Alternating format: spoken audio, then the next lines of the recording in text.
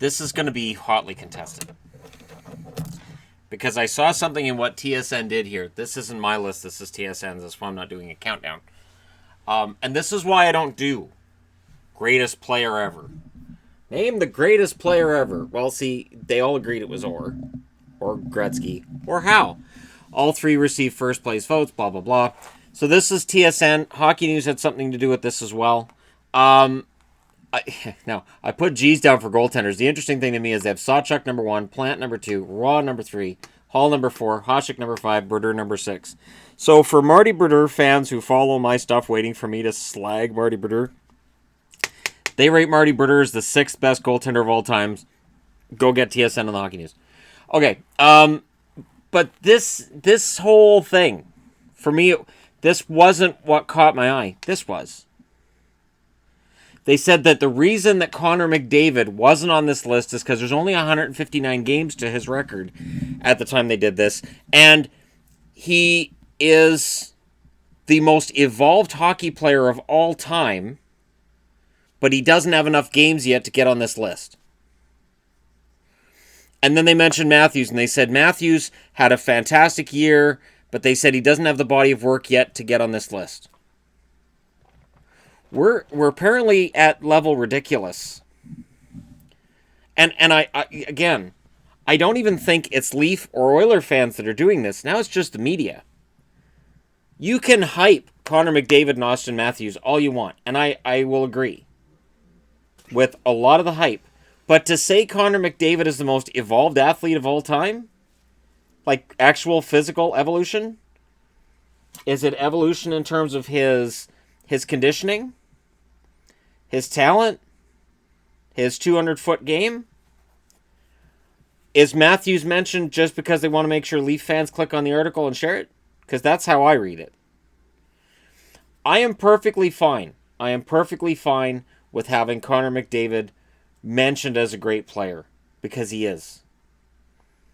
But to put him in this category, and again, Brodeur fans, listen, what they're saying is we'd have Connor McDavid on this list, which would bump Marty Brodeur out of the greatest players of all time list, but he hasn't played enough games yet. But he's on pace to do it. Again, this is why I don't do these lists. You have Doug Harvey, you have Howie Morans, you don't have Joe Malone, you don't have Mike Bossy, you don't have Denny Potvin. There's no Paul Coffey up here, there's no Yari Curry. There are so many names of players I could come up with just off the top of my head that are not in this top 25 that you could argue should be. Bobby Hull's here. What about his son Brett? Brett was pretty damn good, won a bunch of championships. Where's Steve Yzerman? Joe Sakic. Ron Francis. And this is the problem with doing the top 25 lists. And the other one that stands out to me, and I'm going to mention this right off the bat, is Ovechkin ahead of Roy and Bourque. Ovechkin's fantastic. He is. And he's had a nice long career at this point, and he's a great goal scorer. I really think putting him ahead of Patrick Roy or Ray Bourque seems kind of odd. And I think putting Sidney Crosby ahead of Bobby Hull is odd. Bobby Hull was a jerk, sure. But putting Crosby ahead of Hull just seems weird to me. Bobby Hull invented the slap shot. He's a 10-time first-team All-Star in the NHL. Reinvented the game. And then you get into, well, what are we measuring here? And then it comes back to, how does McDavid factor into this? He's in year 3. To state that he's the most evolved hockey player ever, and I read that sentence a few times, and I showed it to Yvonne, and I said, what does this mean? And I meant that. What does this mean? He hasn't physically evolved. He's not actually a brand new form of mankind that will eventually rise and replace us all. He's a smart player. He's one of the best players in the league right now. He is not dominating on the scoreboard the way that Gretzky did, the way that Orr did, the way that Howe did in his younger years, the way that Lemieux did, going toe-to-toe with Gretzky, the way that Maurice Richard was the first ever 50 goals in 50 games player. Maurice Richard was basically of godlike status to Montreal at the time he played. There's a whole riot about it. Harvey, Beliveau, Crosby, Hull. And I know, and this is where fans of Crosby are going to come up and say, you're trying to say Crosby isn't that good. I'm saying you don't, when you get into comparing eras with eras, it starts to look kind of odd and kind of silly. This is why when I do players that I think have been the best, I try to restrict it to 1982 and beyond. So players that I've seen, and I don't get into greatest of all time. Because this is part of the problem too. Crosby, Sawchuk. Okay, Terry Sawchuk, a goalie who played over 1,000 games, and Crosby's not a goaltender. You can compare goaltenders to goaltenders. You can compare, I would say, forwards to forwards and defensemen to defensemen. But when you start trying to quibble between Orr and Gretzky, they're two completely different things. And then you turn around and say, McDavid's probably the most evolved player ever? Really? I agree. McDavid's fantastic when he's on. But we don't know what McDavid is yet. Remember, this 25 years ago, if this article was written 25 years ago, they'd mention Lindros. They'd say Lindros isn't in the top 25 yet, but he will be. It's just a matter of, he'll get there. How ridiculous would that look now? I'm not saying McDavid will end up like Lindros. I'm saying we don't know where his career is going to end up. And the funny thing is they say this is about talent and performance more than it's about careers. Which I thought, well, if you have the talent, you're going to have that long career too. Part of what kept Brett Hull in the game was that when he was no longer a 50-goal scorer, when he wasn't as fast as he had been in his younger years, he was a smarter player. He played defense. He didn't have to get introduced to his goaltender at the end of every game. He played a full game. He played at both ends of the ice. He became a Scotty Bowman player when he went to Detroit. He's not on this list. And in honorable mentions, they mentioned Denny Potvin, Mike Bossy, and Joe Malone. Still no Brett Hull. And I couldn't stand Brett Hull when he played. But Ovechkin at 16? That seems really weird. I would be okay with Igor Larionov being in at 16 if you're basing it on hockey players and not just NHL careers. Larionov had a fantastic long career playing for the Soviets internationally and playing at home. And he was fantastic. But then you got to get Kharlamov in here too, and then you got a whole other problem because Kharlamov never played in the NHL. See where the problem comes in?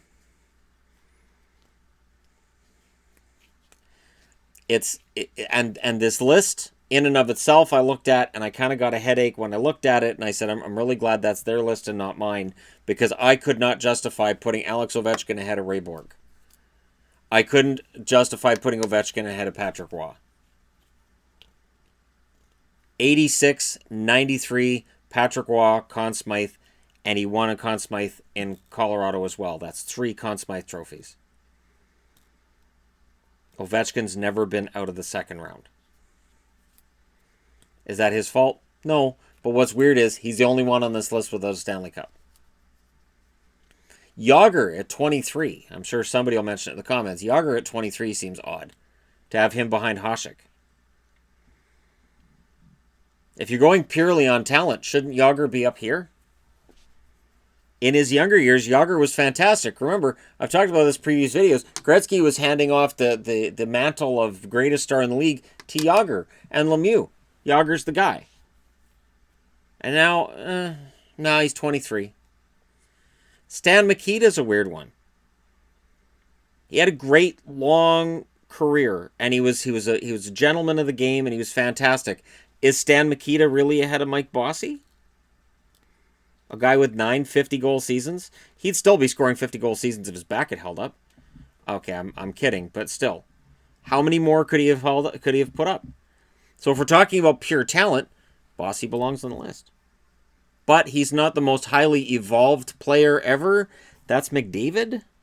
And Austin Matthews isn't on the list because he hasn't played long enough yet. Why even mention Matthews? That would be as ridiculous as them doing this next year and saying, well, Brock Besser isn't on the list because... Yeah, because he's not in this category. He's nowhere near this category. And I love Besser. Everybody knows that who watches my videos. He's nowhere near this category. It's strange. They have Bork, Lidstrom here, and honestly, I don't know how you put Lidstrom behind Ovechkin. And it's just talent. It's not about their careers. Really? So Ovechkin's more talented than Nick Lidstrom? This is where the forward versus defenseman problem comes in. But again, the most highly evolved player ever. Most highly evolved player ever. Let's just go ahead and go in and read this. We believe Connor McDavid is the most highly evolved hockey player of all time. But 159 games of brilliance just isn't enough to earn a place on this list at this time. Because while we're judging greatest players, not the greatest careers, less than 3 years and less than 2 in the case of Austin Matthews doesn't hit the minimum. Would Austin Matthews right now bump Marty Brodeur? I'm just picturing the Marty Brodeur fans that have been mad at me for months. Just the idea of Matthews bumping Marty Brodeur right now out of the top 25. Oh, harder to omit is a handful of players whose accomplishments scream out for recognition. Nine-time 50 goal scorer Mike Bossy, 9-time 20 goal scoring defenseman Denny Potvin, 8-time first All-Star Ted Lindsay, and Joe Malone, who scored 145 goals in 126 career games. The list features natural combinations, blah, blah, blah. And then it gets into that stuff. And I'll definitely include the link when I post this because I am fascinated by this. I don't take issue really with the list. In terms of the top 10, I still personally would probably have Roy higher. I would probably have Roy ahead of Plant. I'm not going to argue ahead of Sawchuk. I would probably have Patrick Roy ahead of Jacques Plante. And people who watch Jacques Plante would then rightfully come in and say, you never saw him, you don't know what you're talking about. Where's Ken Dryden? Dryden never lost. It is a really rough, tough thing to do. And I know it would get me a lot of hits if I did that, because videos that I've done where I've done lists always do really well in terms of view counts and in terms of people still coming back 2, 3, 6, 9 months later and making comments on those videos. To mention McDavid and Matthews particularly makes it feel like, hey, we did this top 25, but because we've done this top 25 and it doesn't have our big clickbait guys in it, let's go ahead and put their names in the article so that if you're clicking around, you'll come across McDavid and Matthews in top 25. And you'll come in and see if maybe they made it. This is where it gets ridiculous. Absolutely ridiculous. It's so weird. So that's what I saw. That's what caught my attention on TSN. This is what I've been talking about. This is the one that people have been like, dude, that McDavid video, where is it? This is what I've been talking about. They said the most highly evolved hockey player of all time. Malkin's not on this list either. Or is he mentioned as an honorable mention? And like I said, Curry, Yzerman. Messier's here. He's at 13. But where's Yzerman? And this reminds me of the whole generational argument. Generational talent versus franchise player. An argument I'm never getting into again. Just for the sake of stating it, I'm never getting into that one again. It's pointless. Because when you get into what is or isn't a generational talent with so many really amazing young players in the league right now, it's crazy. I do not envy somebody 20 years from now trying to come up with a list like this, because there's so many good young talented players. And then the comment gets made, well, Crosby would have destroyed all those guys if he played back then. I'm sure that if you gave Gretzky or Hal Lemieux, all these guys, access to the kind of regimen that players have now, If they'd had the kind of strength training players have now, if they'd gone through all the drills players do now, I think they would be right there. I think you'd still see these guys on the list. But where is Ted Lindsay? They have an award for him for MVP. Where is he? He's not there. Should he be there? Look at a Red Wing. Alex Delvecchio. Not just Eisman. What about Alex Delvecchio? Where does he fit in? And where is Ron Francis? Does Ron Francis factor into this at all? Ton of points. Brett Hull. The closest I could see myself getting to doing something like this would be coming up with the best duos I've seen in terms of passing and scoring. So like Hull and Oates. Or Neely and Oates. Anybody in Oates, basically. The top 25 players who benefited from playing with Adam Oates. That kind of thing. But this, no Brett Hull. I don't know. It's gutsy. But stating these names in relation to this, that's insanity. And I say that as a guy who appreciates the talent of both players. But my God, have we reached that point where when a guy's in his second or his third year, we're going to start talking about whether they are in the greatest of all time? And then you guys say, I shouldn't say anything about the amount of pressure these kids are under because they make a lot of money. Money or not, it doesn't mean you're not getting pressure. I would argue that the more money equals more pressure. And then you got somebody walking up to you going, hey, do you think you're as good as Gordie Howe? What? No. Absolutely not. You'd be hard-pressed to find anybody on this list who, if you said, hey, are you the greatest of all time? And you handed them a microphone in their second or third year, they wouldn't have told you to go to hell. Gretzky was kind of known for telling people that. Gretzky was the greatest and he kind of knew it, but he also had a temper. So I've heard. And rightfully so. I would imagine that the amount of media scrutiny gets to some of these guys. And they do start to get kind of snippy. Look at Phil Kessel when he was in Toronto. And then compare him to how he is in Pittsburgh. He's great in Pittsburgh. He's ornery every now and then. But man, in Toronto, he's miserable. There were times where he was just bloody miserable. And you'd see a microphone in his face and you could just see that look in his face like, really? And they would ask him silly questions about this kind of thing. What do you think of the season you're having? His answer can be, I think it's crap. I think it's crap you guys are asking me about every single game.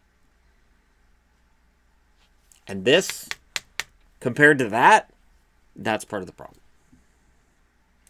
Let me know what you guys think in the comments section below. And again, I'm not trying to slag McDavid or Matthews.